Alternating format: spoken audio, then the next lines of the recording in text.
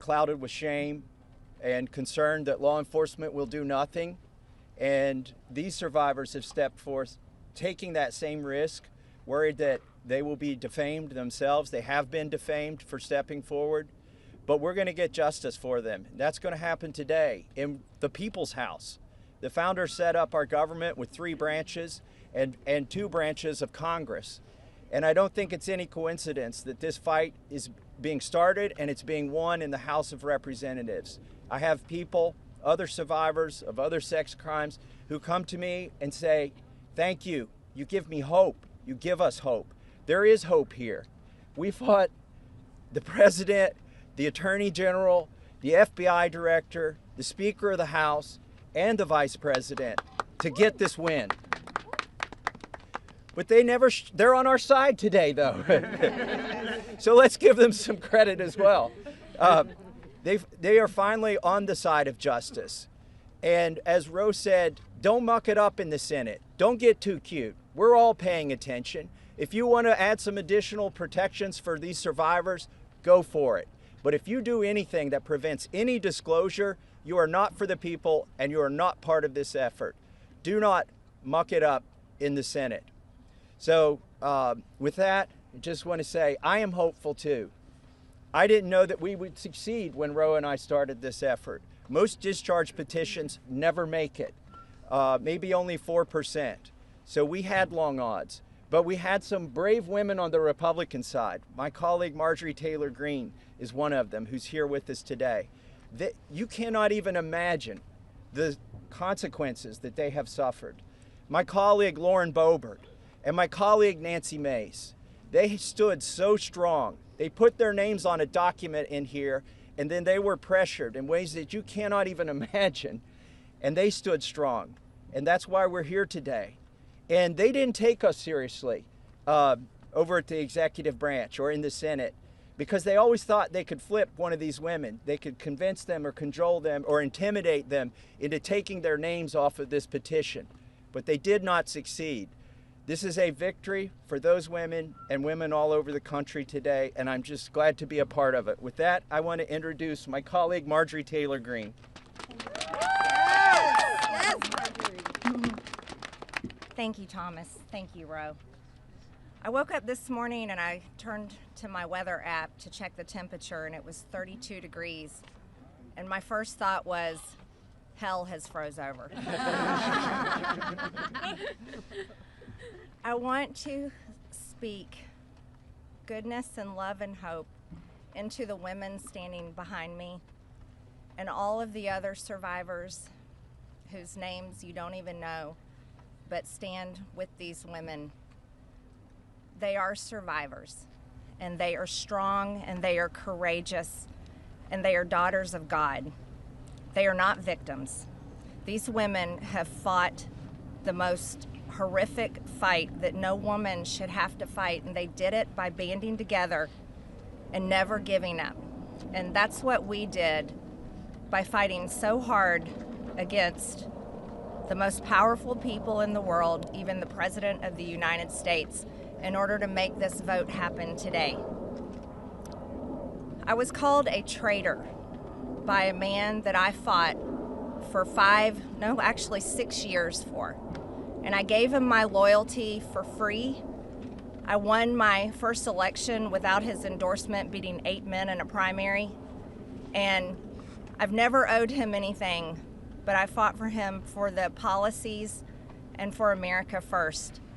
And he called me a traitor for standing with these women and refusing to take my name off the discharge petition. Let me tell you what a traitor is.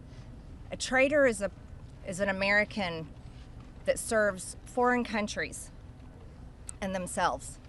A patriot is an American that serves the United States of America and Americans like the women standing behind me. And I want to tell you that this only became possible today because the American people, whom we serve as representatives here in Congress, demanded that this vote happen, and they put more pressure on every single elected politician in this city than has ever been put on them. And today you are going to see probably a unanimous vote in the House to release the Epstein files, but the real fight will happen after that. While I want to see every single name released so that these women don't have to live in fear and intimidation, which is something I've had a small taste of in just the past few days, just a small taste. They've been living it for years. But the real test will be, will the Department of Justice release the files? Or will it all remain tied up in investigations? Will the CIA release the files? Will a judge in New York release the information? That's information that needs to come out. And will the list of names that these women privately hold, and they hold it because of their fear in their heart of what would happen to them if they release it on their own, will that list of names come out? That's the real test. So I want to thank Thomas Massie and Ro Khanna for your bravery in doing something that is much needed in America, crossing the political aisle that has become bigger than the Grand Canyon in America. But these men crossed that aisle on behalf of these women. And that is more of what is needed today in America than ever in our history. So thank you so much. Who's next? Ro, I'll let you introduce. Thank you. Thank you. Thank you. Thank you, Marjorie, Representative Greene, for your courage and your words. Before I introduce our survivors, I just want to say that they will make their statements, and then you can ask questions of Representative Massie, myself, or Representative Greene, but we do not want people asking questions and cross-examining the survivors. They're here to tell their stories, and they should be heard by the American people with respect. Of course, Congressman Massie, myself, and Congresswoman Greene would be happy to answer questions after that. With that, let me introduce the survivor who's helped organize a lot of this, and will be telling her own story and introducing the other survivors. Haley Robson, thank you for your courage and leadership. Absolutely, thank you. Oh, good morning. It's a little chilly coming from Florida, not used to it. I want everybody to take a look. I know everybody sees us today as grown adults, but we are fighting for the children that were abandoned and left behind in the reckoning. This is who you're fighting for. This is who Congress is fighting for. This is who the House of Representatives are fighting for, and hopefully the Senate will fight for us too. I want to kick this off right, and I want to address Marjorie Taylor Greene, Thomas Massie, and Ro Khanna. I want to express my gratitude for all three of you, and I know, Ro Khanna, we spoke earlier. This is an incredible thing that I'm watching as a Republican, and this is non-political, but for you to go against your own party and to be ostracized, there's no place for political violence, there's no place for intimidation, and I can say firsthand, stepping out against Epstein and his crimes against children, we have all experienced that ourselves. So for you to knowingly put yourselves at risk and put your career at risk is unbelievable to watch, and we are so grateful. I also want to make a proposition for Marjorie Taylor Greene, because you've been an advocate for this. If you decide to read those names on the House floor for immunity, I will be more than happy, no security needed. I will stand beside you. I will hold your hand. I will hold your coat in solidarity with you. And on top of that, I did talk to Jayapal, who said she would be more than happy to read those names too on the floor with all of us. It's time that we put the political agendas and party affiliations to the side. This is a human issue. This is about children. There is no place in society for exploitation, sexual crimes, or exploitation of women in society. There's no room for it, guys. We're not having it. And to the President of the United States of America, who is not here today, I want to send a clear message to you. While I do understand that your position has changed on the Epstein files, and I'm grateful that you have pledged to sign this bill, I can't help to be skeptical of what the agenda is. So, with that being said, I want to relay this message to you. I am traumatized. I am not stupid. I am traumatized. I am not stupid. You have put us through so much stress, the lockdowns, the halt of these procedures that were supposed to have happened 50 days ago. The Adelita Grijalva who waited to get sworn in and then get upset when your own party goes against you because what is being done is wrong. It's not right. For your own self-serving purposes, this is America. This is land of the free. Land of the free. In 1863, we have a woman on top of the Capitol building represent freedom. I do not feel free today. I don't know if the women behind me feel free today. So I am begging every member of Congress, every representative to step up and choose the chaos. Choose the survivors. Choose the children. Protect the children. All children. You protect all of us equally. Thank you very much for your time. Following that, Lisa Phillips will be the next survivor.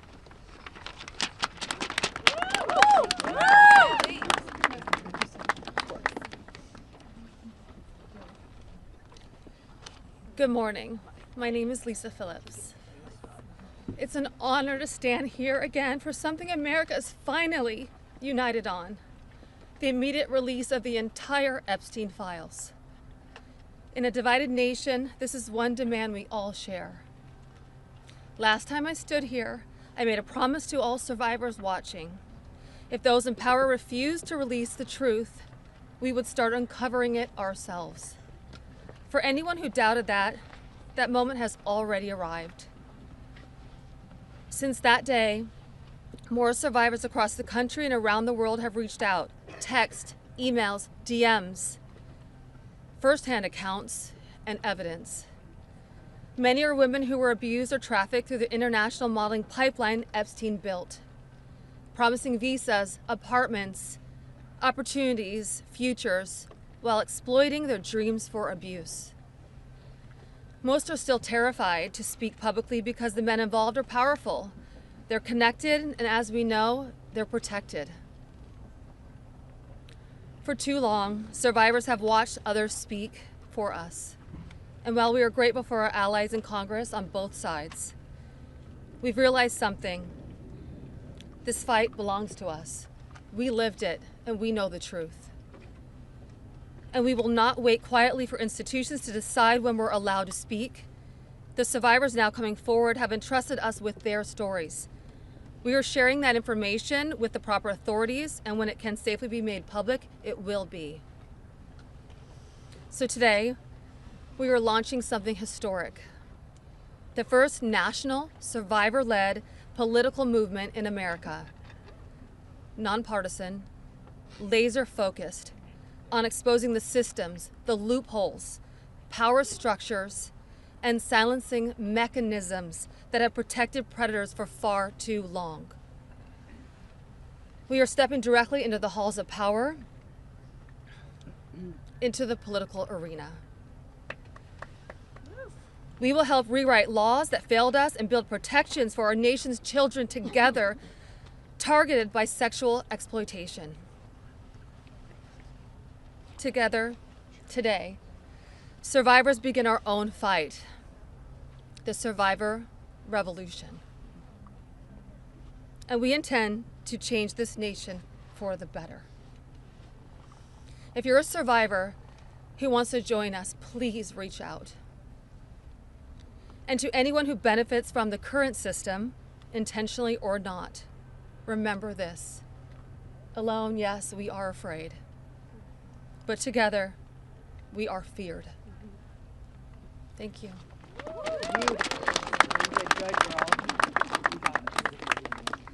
Hello, everybody. I am Jenna Lisa Jones, and just as Haley, I would just like to give a little reminder that this was me at 14 years old. I was a child. I was in 9th grade. I was hopeful for life and what the future had held for me. He stole a lot from me at 14. So just a little reminder there for everybody. Sorry. So,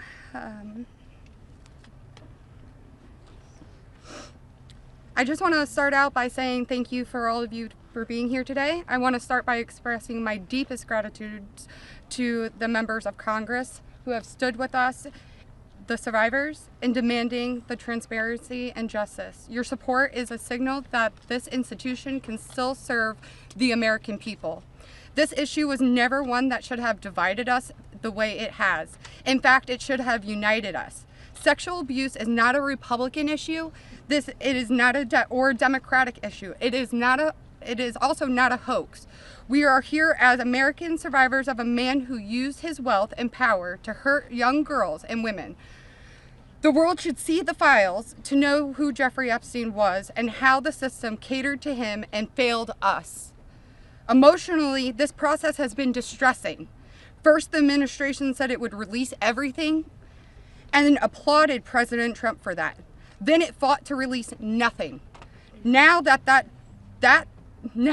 checks and balances of our democracy have worked and the bill is getting passed to release the files, we are hearing the administration say they intend to investigate various Democrats who were friends with Epstein. I beg you, President Trump, please stop making this political. It is not about you, President Trump. You are our president. Please start acting like it. Show some class. Show some real leadership. Show that you actually care about the people other than yourself. I voted for you, but your behavior on this issue has been a national embarrassment. It is time to take the honest, moral ground and support the release of these files, not to weaponize pieces of the files against random political enemies that did nothing wrong, but to understand who Epstein's friends were, who covered for him, what financial institutions allowed his trafficking to continue, who knew what he was doing but was too much of a coward to do anything about it. Jeffrey Epstein and Ghislaine Maxwell were able to recruit and abuse young girls and women. Then the country will learn nothing, and has horrible history will repeat itself if we do not do something about this. Thank you to the brave congressmen and women who have stood by us and recognized our side is the American side, and we should all be proud once again to be Americans. I want to just extend my thank you so much to all three of you, very, very much. The first time we were here, listening to the, people yell shame at you, and when she was here in support of us, really hit home and spoke some volumes, and I just very much appreciative of your support, and we stand by you. Don't let any of them bully you. We're here for you. Thank you, guys.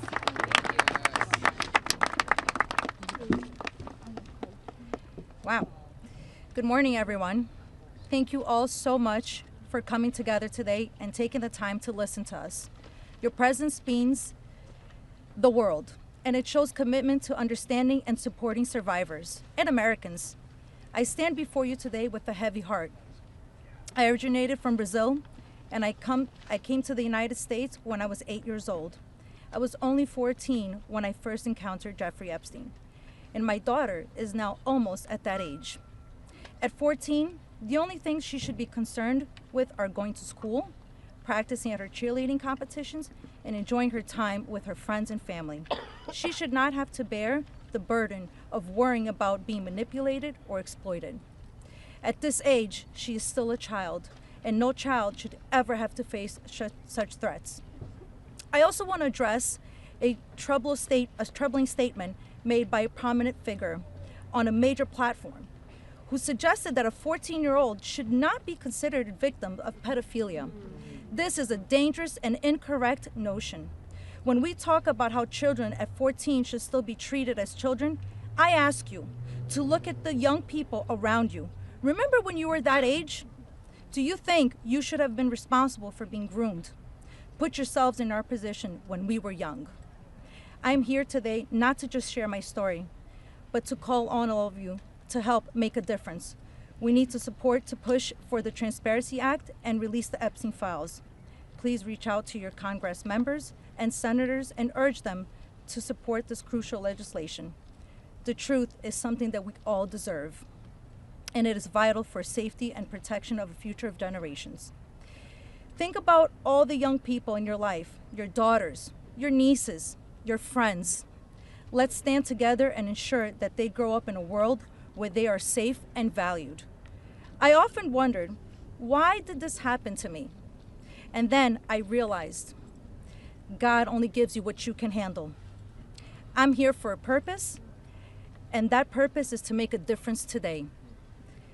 So, let's stand together to protect our children and our peace. Thank you. Yes.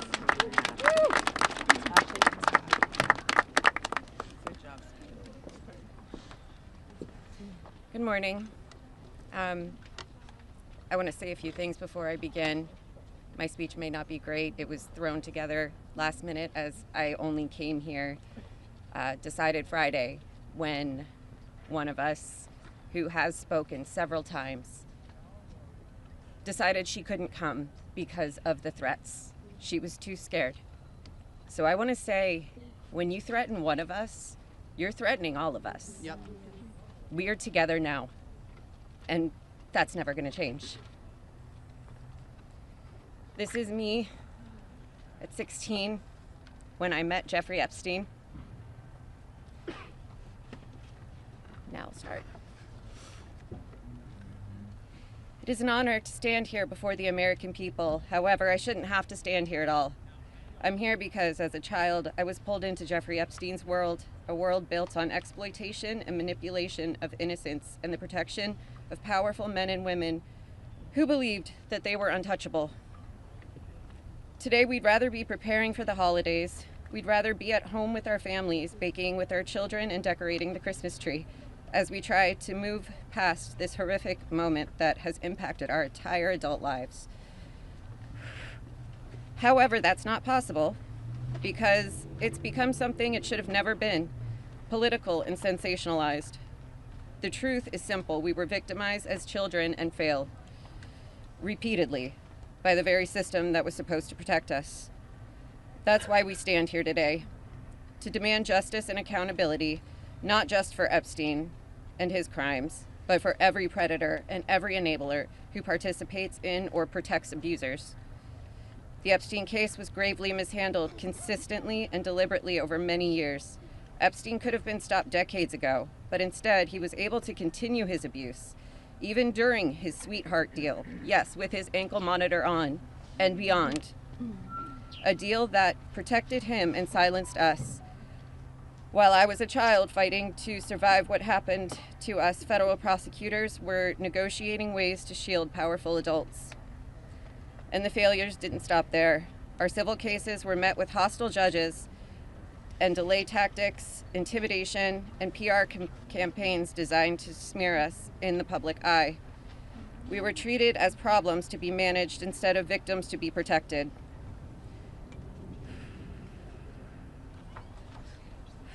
Today, something has changed. Individually, our voices were whispers. Together, they've become impossible to ignore. We are encouraged to see elected officials from both parties, thank you, come together and finally take action to release the files. I'll leave it there. Thank you. Good job. Yes. Good morning.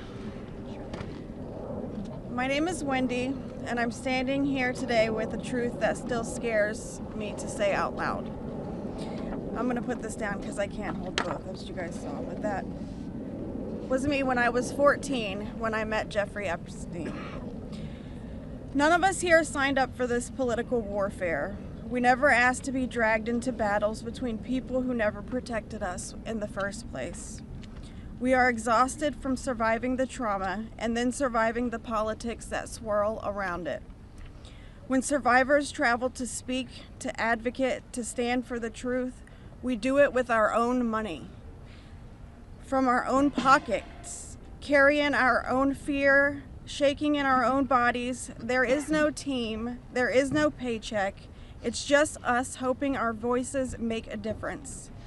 And it puts a pit right in your stomach because you know you're standing on the right side of history. Yes. But standing on the right side of history is not a comfortable place to be. Yep. It never has been. And in a sick, heartbreaking way, it's an honor to show up, an honor to speak here, and an honor to stand in light when the world tried to keep us in the dark. And what keeps me standing is, even with all this fear, I have a 14-year-old daughter myself, the same age I was. And when I look at her, I see the little girl I used to be, the one that no one protected. My greatest fear in this entire world is history repeating itself. And I will do anything, absolutely anything, to make sure that she has to never be one of these girls standing in front of a crowd like this today in her life. So today, from the safest and bravest places inside myself, I am asking Congress, please pass the bill. Please release the records. Stop making survivors fight alone for the truth that should have protected us in the first place. To the representatives that support us, thank you. Thank you for standing beside survivors so we don't have to face this fear alone. Thank you for choosing what is right over what is easy. And every survivor who is scared right now, your fear is real. Your courage is real, and even though we're terrified, we keep showing up. Because someone has to tell the truth. Someone has to protect these children. We deserve safety then, we deserve it now. And we are done being afraid so others can stay comfortable. So with that, I want to say thank you guys for having us. And I just hope that people can remember that as survivors, our story never leaves us, but the choice that you make to pass this bill, your career is in front of you, and that choice will follow you. Everybody will know. So thank you. Good job. Yes. Well said, Cindy. You're incredible. Hello, everybody. My name is Danny Bensky. This was me at 17 years old. Oh, I'm sorry.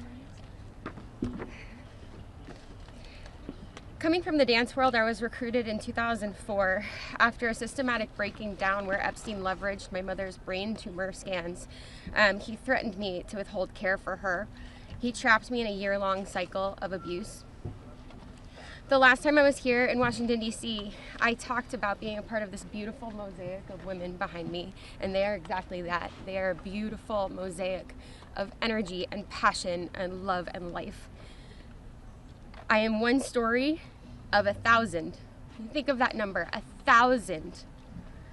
I spoke of how big our hopes and dreams once were, and I talked about how they were completely shattered at the hands of Ghislaine Maxwell and Jeffrey Epstein. Now, I look at this amazing community behind me. They are survivor sisters. We are together. We stand together in this. And I realize that we are a representation of women across America. We come from different backgrounds. We have different religions. We are different races, different creeds, different ethnicities. We have different political affiliations. Some of us don't want to be political at all. And yet we stand here together for this cause. We're united in the call for transparency, complete transparency, to find justice. Justice for our younger selves. These pictures that you see, they're real people. I wish I could go back and give my former self a hug and say, this matters and it's going to change, and mean it. We are standing here for justice for the youth of tomorrow, and justice for those who are no longer with us, like the beautiful, brave Virginia Giuffre. We understand that the road is long, but I implore you to stay the course, please. Living in an age where you can get news in 10-second clips on your phone, I know that this is a big task for us, but it's a very personal one for survivors. It's a very personal one for us as a country. So I'd like to ask you to try something right now. I'd like everybody to close their eyes or soften their gaze just for a moment, and I want everybody to think of a child that is close to them between the ages of 14 and 18 years old. It could be your daughter, it could be your niece, it could be a friend's kids, it could be you at a former age, it could be your mother at that age. But really envision that for a second, 14 to 18 years old. Once you think of that person, I want you to think about what they feel like. What is their energy? What do they smell like? What sound do they make when they laugh? Really think about that child, just for a moment. Now I want you to picture a pair of giant looming wooden doors and an overbearing marble landing. Those are the doors to Jeffrey Epstein's house.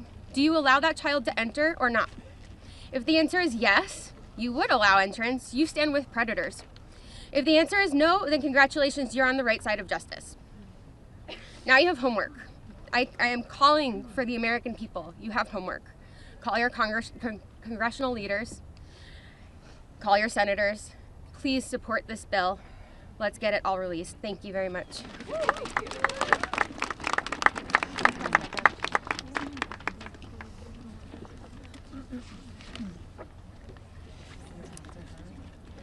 Good morning. My name is Annie Farmer, and this is a photo of me and my sister Maria Farmer. Around the time I was 16 and she was 25. That's how old we were when we were abused by Epstein and Maxwell. Survivors have repeatedly stated that our pursuit of transparency and justice is a nonpartisan issue. But given the political noise surrounding this case, I just want to remind people of some of the facts. In 1996, when my sister Maria bravely blew the whistle on this group by reporting to the FBI what Epstein and Maxwell did to both of us, they hung up on the phone on her, and there was no follow-up of any kind. Bill Clinton was president. In 2006, the FBI came to us, finally interviewed us, and asked us both to be witnesses against Epstein. We were very anxious, but we agreed. And then we didn't hear back from them due to their infamous sweetheart deal. George W. Bush was president.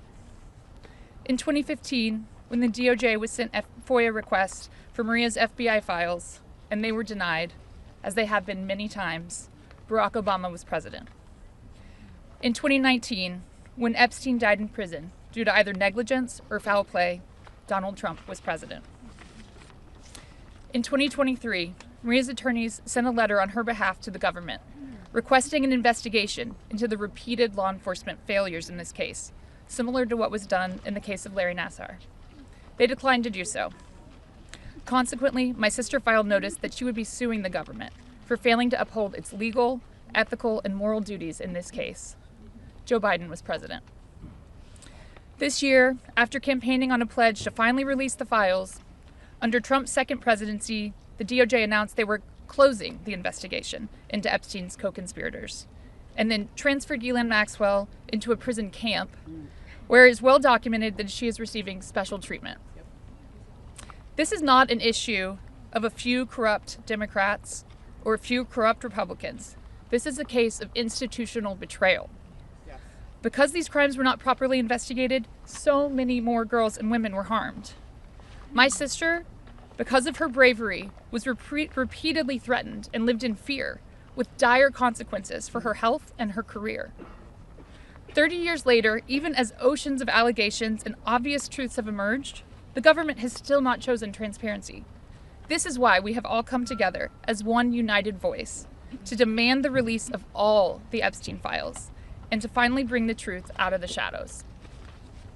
Yes. Yes.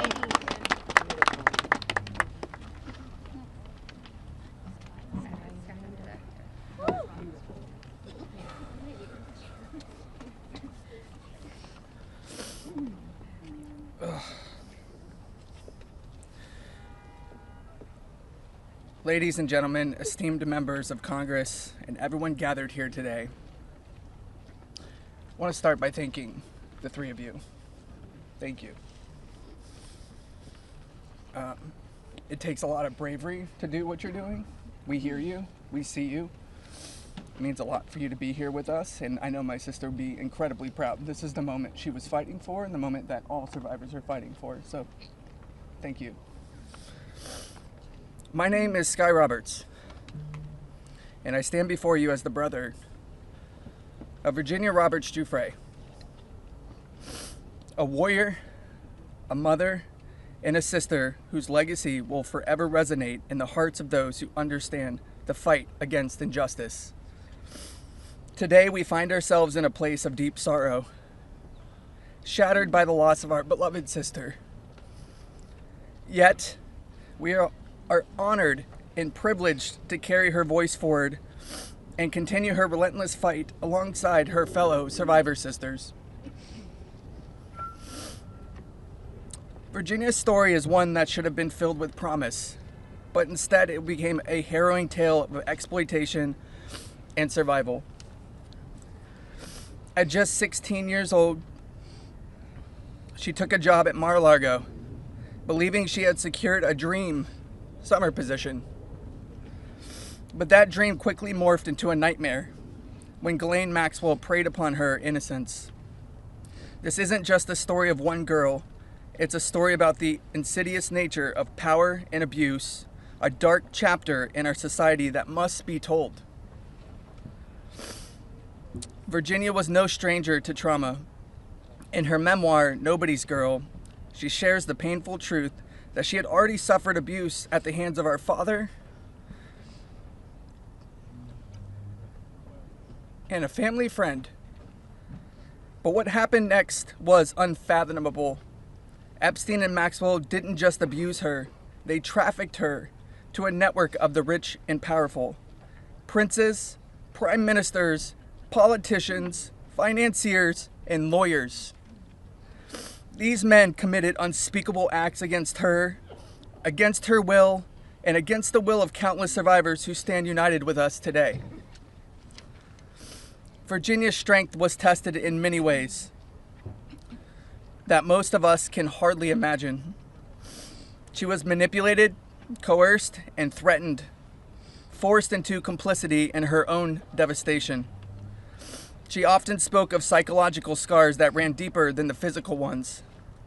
From the start, she wrote, "They manipulated me into participating in behaviors that ate away at me, eroding my ability to comprehend reality and preventing me from defending myself. The most destructive wound they inflicted was that of forced complicity, a betrayal of self that was crafted by her abusers. But I stand here today to declare that their tactics of fear and intimidation did not work. Virginia's spirit could not be broken. She became a beacon of hope, a warrior, fighting not just for herself, but for every survivor who suffered in silence. She said, "I felt it was my duty to stand up to predators like Epstein and Maxwell. I would put my neck on the line to make sure my daughter never has to go through what I had to endure." These survivors like Virginia have transformed into mothers and strong women, fierce in the face of adversity. Many of them have daughters the same age they were when they faced their own abuse. They are determined to break the cycle, to shatter the silence that has kept so many in the shadows. Virginia quoted in her memoir, "There I was, as the mother of 3 children. I felt it was my duty to stand up to predators like Epstein and Maxwell. I mentioned to Ellie in particular, her daughter, I would put my neck on the line to make sure she never has to go through what I had to go through. I said, joining Edward's CVRA case, what I would want somebody to do for my daughter or sister and friend. In the end, I said, I was just trying to do the right thing. That's what I felt like I'm doing," I said. "I'm making a small dent in this big world we live in."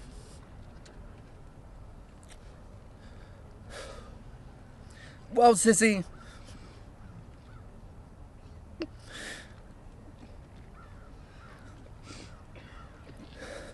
you didn't just make a small dent.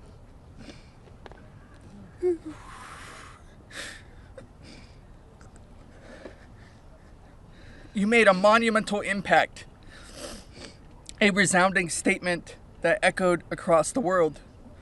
You built an unbreakable wall a barrier that will protect future generations from the horrors of abuse. As we gather here today, I urge each of you, members of Congress, advocates, and all those who hear this message to join us in this fight. We demand justice, accountability, and support for survivors. And we keep getting asked this: what does justice mean, you ask? It starts with acknowledgement. That's the first step. Acknowledge in the face of survivors that this happened and that this is true. Your vote carries that weight. My sister is not a political tool for you to use. These survivors are not political tools for you to use. These are real stories, real trauma, and it's time for you to stop just talking about it and act. Vote yes. Yeah.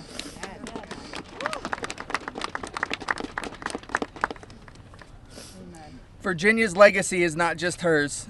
It belongs to all of us who stand against injustice. Together, we will ensure that the voices of survivors are heard, that the truth prevails, and that the horrors of the past are never repeated. Thank you. Thank you for listening, and thank you for standing with us. Together, we will not let Virginia's fight be in vain. Together, we will not let the predators win. Together, we will be the change this world desperately needs. Yeah. Thank you. It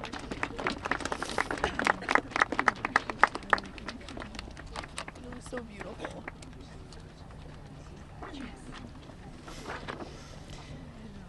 This is me when I met Jeffrey Epstein in 1991. I always share the date when I talk about my story because people rarely acknowledge how long this has actually been going on. And for too long, truth has been buried, survivors have been silenced, and powerful people have been protected. And today we stand in a moment that will decide whether our government still belongs to the American people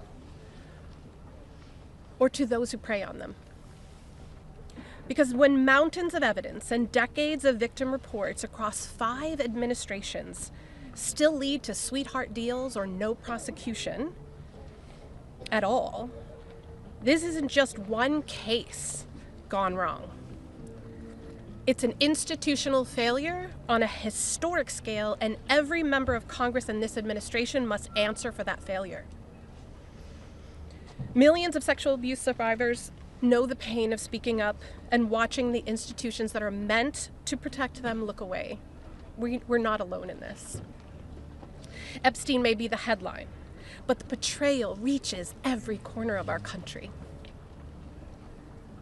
And if our justice system can collapse this completely for so long, then Congress cannot pretend that the system is working. Not for us, and not for the generations that will live with the consequences of what they choose now. One long overdue step towards repairing this damage is the Epstein Files Transparency Act. Because without transparency, there's no accountability. Without accountability, there is no justice. And without justice, democracy dies. Yes. So representatives, you have a choice to show millions of Americans whether you stand with us or with the powerful predators that are counting on your complicity. Thank you. Yeah. Good job.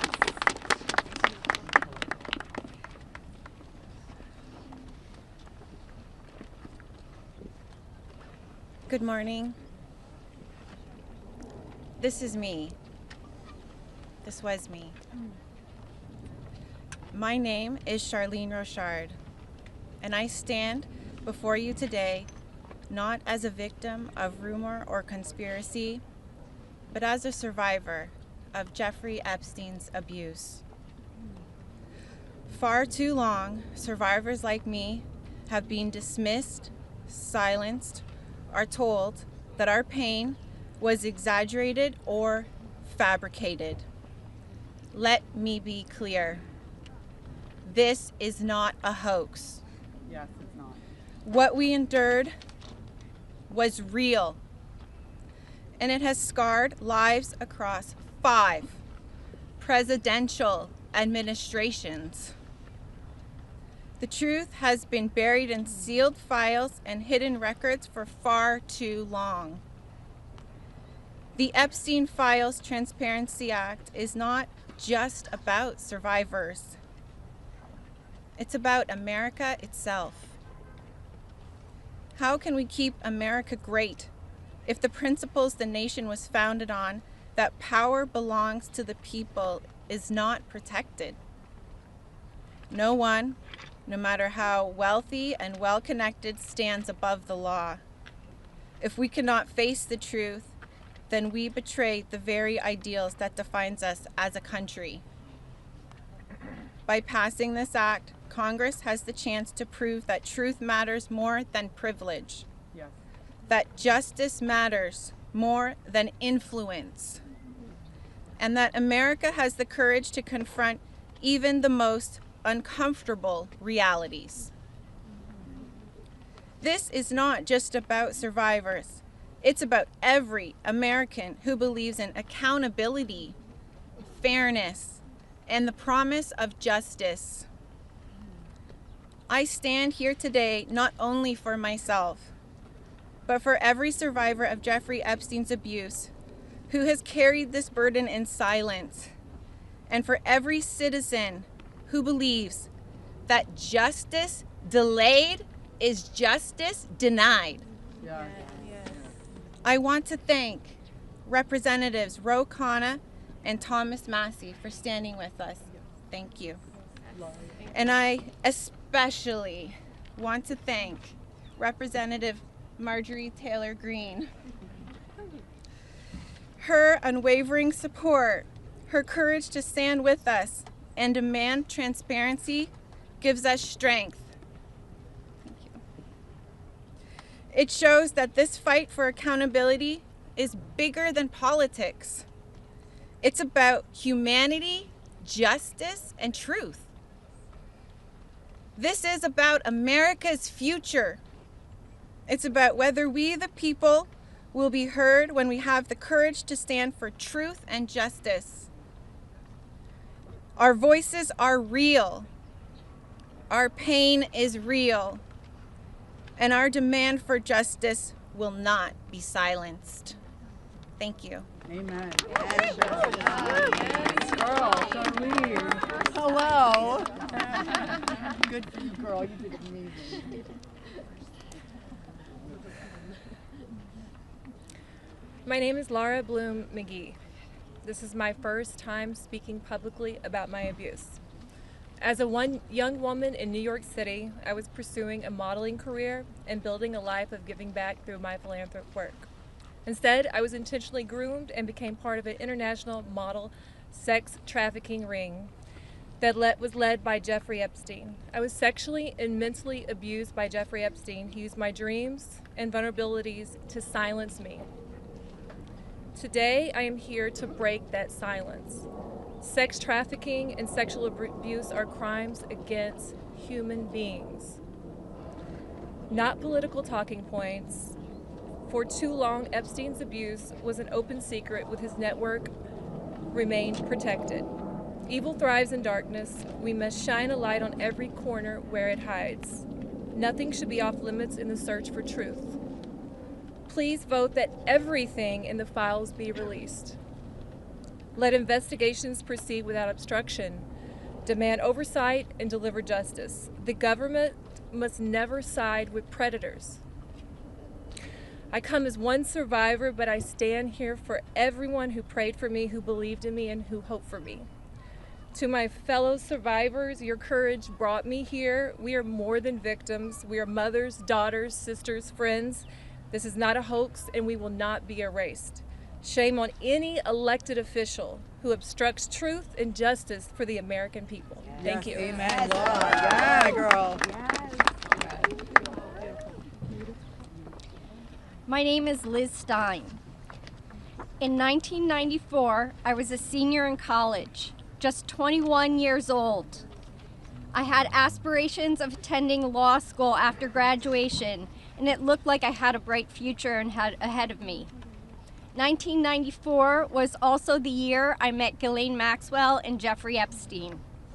My involvement with them changed the trajectory of my entire life. The Epstein Files are not about loyalty to any one political party. They're evidence of a crime. We stand here today, victims of the crime of sex trafficking. I'm here today speaking both for my 21-year-old self and for the countless number of people who have experienced sexual violence. When I am asked what I would tell my younger self if I could say something, I say that I would tell myself to tell someone. And if they don't listen, to tell someone else. And to just keep telling until someone listens.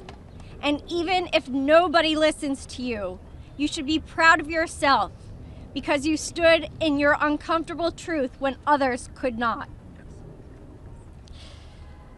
And that is true bravery. We stand here today as survivors, part of a sorority that none of us asked to join. We have told our stories over and over and over. Now it's time to see who was listening. We ask that you vote to release the files, all of them, so the victims of this crime can finally see justice. Thank you. Amen. Yes! You go, girl.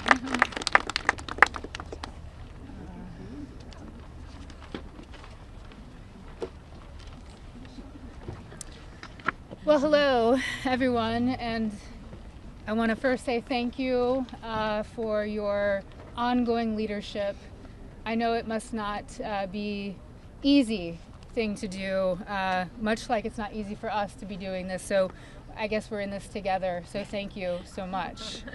I feel like our courage has, we're reflecting, mirroring courage, because that's what it takes to do this, right? So this was me at 22 years old. I was not a child, technically, very young adult. I imagine most of you here can relate to the mindset and to be 22 years old. So today is a good day, and I thank God for that. It's widely and undeniably clear that our current political climate is quite rigid and seemingly at war with one another. This sets a stage for voices, survivor voices, to get spoken over and drowned out by the political darts whizzing by. Not today, though. Today, our truth and our power have steadily risen up. We are at the peak. Our voices prevail today. Our voices initiated the coming together of both political parties. That's pretty big, I think. Republicans and Democrats, we all stand together today. We all stand together for justice, and we must continue to do so to protect the integrity of our country and our democracy. Truth and justice must prevail. The children today are those that will lead this nation one day. Think about that. What does that mean to each of you? If anyone doubts that this does not directly contribute to the fate of our country and democracy, I challenge you and I urge you to think again. Our voices are a fundamental pillar of future generations. Today, that's what we stand here for. Accountability action, and justice. Let's get this vote done today. Let's send it through the Senate and straight to President Trump's desk for signing. I'd like to be there that day that he signs. I'm sure all of us would like to be there. Today is a good day, and let's keep moving forward. Thank you so much. I just want to give you a hug. Okay. Hey guys, we're actually pressed for time, so we are not going to be taking questions. Going further, I bring back Rokana. He's going to do our closing conversation and comments. Well, thank you, Haley. Teresa is right. It's pretty big what the survivors have accomplished today. And I just want to say how eloquent, strong, and admirable they were. Let's give them a round of applause for their courage. Thomas and Marjorie and I will take a few questions from people. Go ahead. Is basically right now calling on the Senate to make revisions to this bill because he says it doesn't adequately protect the survivors, the victims that are standing behind you. Your response to that? That's been a red herring all along. The survivors have always been in favor of this legislation, and there's a provision in there you can read if you would just read it that protects them. Now, if he wants to offer more protections in the Senate, that's fine with us, but here's the problem. Now we have to vote on it again in the House. And so, as you heard, justice delayed is justice denied. It could be just another delay tactic. But we want to... Is that what you think? That's the motivation from the Speaker? I think the Speaker wants to save face. He's going to vote for a piece of legislation today that he's disparaged for 4 months. And however he needs to come on board, we want him on board. So we appreciate that. You don't actually need legislation. Go ahead. I wonder, what do you say today to Andrew Mountbatten-Windsor, the man formerly known as Prince Andrew? Well, you know, there's becoming a reckoning in Britain that needs to happen in the United States. A prince lost his title. The ambassador to the United States lost his job. We need to see those same kind of consequences here. As my colleague Rose said, there shouldn't be buildings named after these perpetrators of these heinous crimes. There shouldn't be scholarships named after them. And there needs to be accounting. We've seen tens of thousands of pages released by the Oversight Committee. What we've not seen is a single name. So I implore you to look and see if we have true justice and transparency in here. And the survivors will know when that has happened. And I do think that Prince Andrew does need to come and testify at our Oversight Committee, and that can be bipartisan. But I share Thomas's view that the urgency that the British people have shown in getting justice needs to inspire an urgency here in America. You don't need legislation. You don't need legislation. Go ahead. You don't need legislation to get the files released. President Trump could just release them today. Well, is that frustrating for you? Why isn't he doing that? And also, did you ask him to be here today? It's a really powerful moment, this. Look, I'll let my colleagues speak. I hope the president meets the survivors. And I hope when he signs the bill, the survivors are there. I don't care if I'm there, Thomas Massey is there, Representative Greene's there, but the survivors should be there. Didn't need it to but I hope he meets them, because I think if anyone who meets them and sees their emotion will be moved. And my goal is to get justice here. So I hope he will meet them and really hear what's happened and actually take action. But the broader point is, yes, the president could order the Justice Department to release the files, but what in a constitutional democracy, what we're supposed to have is Congress says that the files should be released, and then it's not on the whim of any president. Then the Justice Department is compelled to release those files because that's the law of the land. Let's just take it. Yeah. Have you spoken to any Republicans in the Senate who are looking to, move this forward? So Senator Merkley is a Democrat. He's led the exact same legislation that Roe and I introduced in the House. One Republican co-sponsored his bill yesterday, and I have spoken to at least one more who says they will co-sponsor. The important thing about the Senate is that they need not to muck this bill up. There's a lot of attention on here. We've needlessly spent 4 months dragging this out. A duly elected representative, was denied her seat in Congress for 49 days, and it's time to pull the Band-Aid off. The Senate, it may be tempting for them to get cute and to do things that will limit the release of these documents. They are afraid that people will be embarrassed. Well, that's the whole point here. They need to be brought to justice, and embarrassment is no reason to stop it. So the Senate, John Thune, it's up to him. He needs to bring this to the floor of the Senate. And I think the vote today will show that in the House. And the president, look, the president has said he would sign the bill. You're going to get almost a unanimous vote here. So you have the president and a unanimous Congress believing that this protects the survivors and is calling for the release. There's no reason for the Senate now to, as Representative Massey puts it, muck around with it. They need to put it up, have a vote, have the president sign it. If there's any further protections, they can do that through the DOJ process. But what they should not do is delay a vote on a bill that the House is going to vote overwhelmingly for and that the president supports. On the release of these files, Congresswoman Greene, you raised the question of whether or not the Justice Department will actually release these files.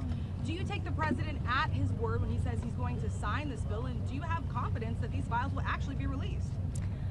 I only take people's actions seriously, no longer words. And what do you think the president's actions? And I'll tell you, because I wasn't a Johnny-come-lately to the MAGA train. I was day one 2015, and there's a big difference in those Americans and those that decided to support President Trump later on. And I'll tell you right now, this has been one of the most destructive things to MAGA, is watching the man that we supported early on, 3 elections, for people that stood hours, slept in their cars to go to rallies, have fought for truth and transparency and to hold what we consider a corrupt government accountable. Watching this actually turn into a fight has ripped MAGA apart. And the only thing that will speak to the powerful, courageous women behind me is when action is actually taken to release these files, and the American people won't tolerate any other bullshit. That's where we are today. Thank you. Go ahead. 2 more questions, and then we're around all day. Is this a watershed? How would you sum up today in terms of your battle to get to the truth? I would say that these survivors have been fighting for decades, and they finally are being heard by the American people. And we're finally going to have a reckoning for this Epstein class that has gotten away with horrific things. Look, I grew up in Bucks County, Pennsylvania. People went to church, they played Little League, they went to their neighbors for barbecue. They didn't go to a rape island and abuse young girls or traffic young girls. And people with extreme wealth have thought that the laws don't apply to them, and their culture is totally out of touch with the values that built America. And finally, we're going to have a reckoning over it. How worried are you? We'll take the lady here. Let me ask you this. You said you wanted this to go straight to the Senate. What message does it send to the survivors behind you if the Senate doesn't act quickly to move this bill forward? Well, they're not here. They're not going to answer questions, so I'll answer a question. I prefer, actually, it goes straight to the president. He can release these files without the Senate acting. Sometimes they take a long time to get things done. The House figured out a way to take 4 months to get this done. I think it's disrespectful to the survivors if they delay this. There's nothing more important than cleaning out the rot in this country. And this is rot, and it's not a partisan issue. And the senators need to get on this. Yes, the economy is important. Yes, international policy is important, but there's nothing more important than getting to this rot and cleaning it out. They should put it at the top of their agenda. As you know, there's a provision in the bill already that would allow the DOJ to not release certain information if it would jeopardize an active investigation. And the president just last week ordered his DOJ to conduct an investigation. What makes you think you would actually, if this bill passes, see these files, that the public would see them? There are 1,000 survivors. They can't open enough investigations to cover up everything that's in these files. And yes, it's true they can try to protect a few certain people or a few certain companies, but those investigations will eventually end. And in the meantime, there's not enough investigations to cover up 1,000 different crimes, 1,000 different rapes, 1,000 different sex trafficking instances. And this is not a moot point, even though they are doing that. And once this bill is signed into law, any career official at the DOJ or the FBI who does not comply with the law is at legal risk. It's no longer just up to the president. Look, we could have passed a simple resolution here in the House, and that would have been the end of it. Instead, we chose a very hard path, which is to get legislation, a law passed, which means it has to go to the House, the Senate, and be presented to the president. And that will have the force of law. They will be breaking the law if they do not release these files. Thank you very much. The president has fought so hard. Last question, and then release of these files. Why do you think he has fought so hard? If he could do it now, why hasn't he done it now? I believe he's trying to protect friends and donors. And by the way, these aren't necessarily Republicans. Once you get to $1 billion, you transcend parties. You just assume you can pay off whatever party is in charge of the White House, whatever party is in charge of the House of Representatives. And this is about those kinds of people. I think he's been trying to protect them. And I think it also incriminates our own government. This is a complete and total failure of the justice system, as the survivors have witnessed here today to us. It incriminates the FBI. It incriminates our intelligence agencies. It incriminates police departments in West Palm Beach. And that's what has been protected by this, either willfully or unknowingly, and it's time to end it. And I would agree with Representative Marjorie Taylor Greene that what matters now is just the action.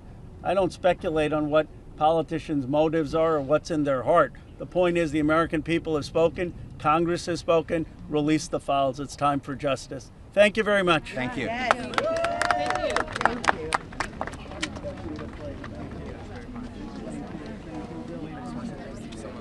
Very brave. Incredible.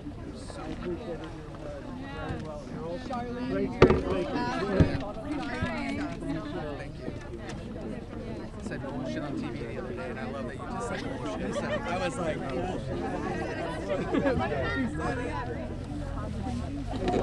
Ms. Taylor Greene?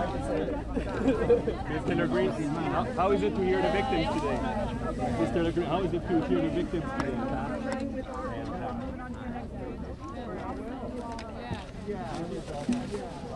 Ms. Taylor Greene? Okay, let's see you, Marjorie. Thank you so much. Thank you. You're with us. You're with us, right? We're late. Yeah, we got it. And Jess is in a group too. Did Jess go already, or is Jess coming with us now? Okay.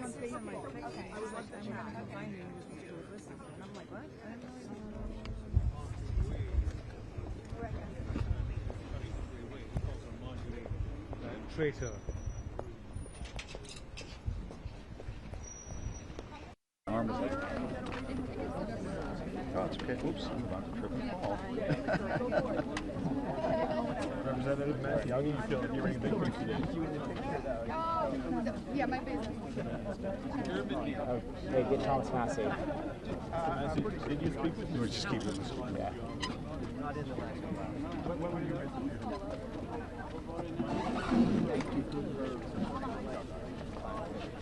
Trust that this Senate. Did they speak with this by any chance? No. Yeah, that's right. Best bet is like go to Getty and pick out which one. Yeah. Or AP, whatever. Okay. I'll see you.